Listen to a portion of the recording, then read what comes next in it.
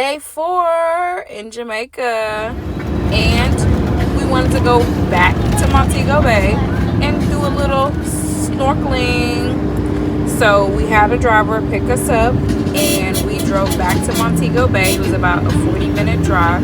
Sometimes the traffic is a little crazy and sometimes it's smooth, but it wasn't too bad of a ride. This is what Jamaica looks like now. It is up and running. There are some people that still did not have power or did not have internet. However, things were still, going and moving as regular day.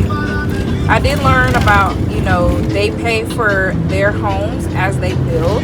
So they usually will finish one room and live in that one room and work. And then the more money that they get, they continue to finish their home. So some homes are unfinished and some homes are finished.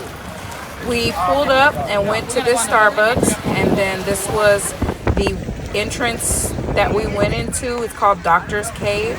This is a beach you pay to get into, and they had a place to eat, but they also had a dock where we got onto the boat.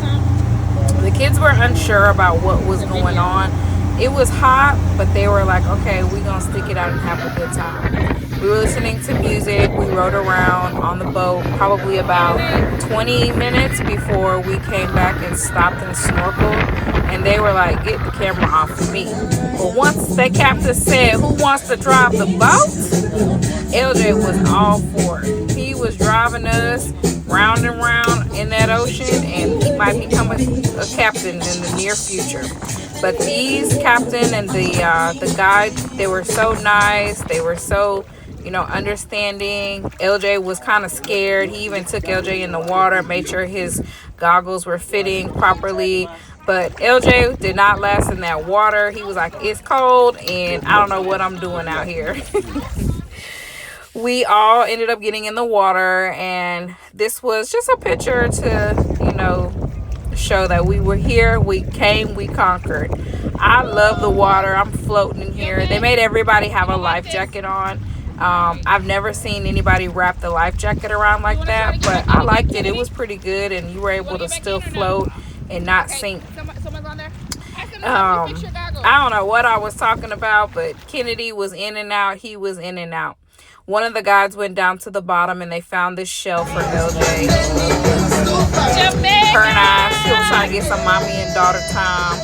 LJ was not into it. He was like, just take me to go get me something. Then it was time for Kennedy to drive the boat. She rode the boat like LJ rode the boat in the middle of the ocean. She at first didn't want to, and then they were like, no, you have to. And then she didn't. After we snorkeled, we came back and got something to eat. Of course, you had to get some fresh coconut. They both love the coconut water. And went into the ocean for a little bit. As you can see, the water is so clear and beautiful.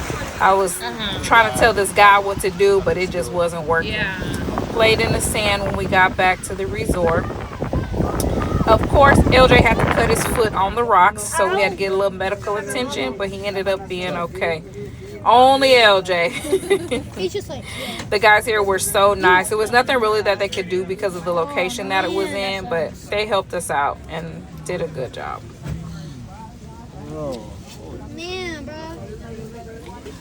It was definitely worth it. Then we had dinner. Tonight they had oxtails, so I tried the oxtails. And this was the sunset. This was our last night here in Jamaica. We did not want to leave, but it was amazing, and I can't wait to come back. In the airport, of course, you have to take a picture with the bobsled. They had never seen one before. Like and subscribe.